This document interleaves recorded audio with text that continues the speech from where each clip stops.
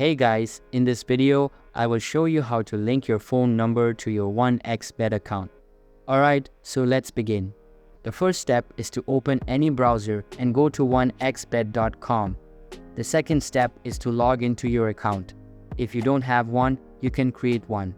After you log into your account, you will see this type of interface. What you need to do is click on My Account, which is over here. After you click on My Account, what you need to do is go to Security. It might take some time because of internet issues, but you will see Security on the left-hand side. Go ahead and click on Security, scroll a bit down, and you will see Link Your Phone. This will enable you to restore access to your account.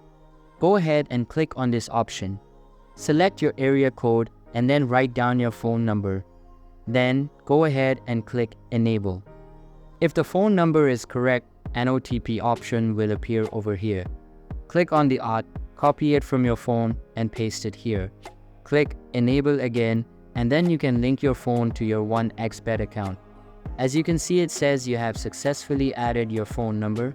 So that's basically how you can link your phone number to your 1xBet account. So that's all for this video.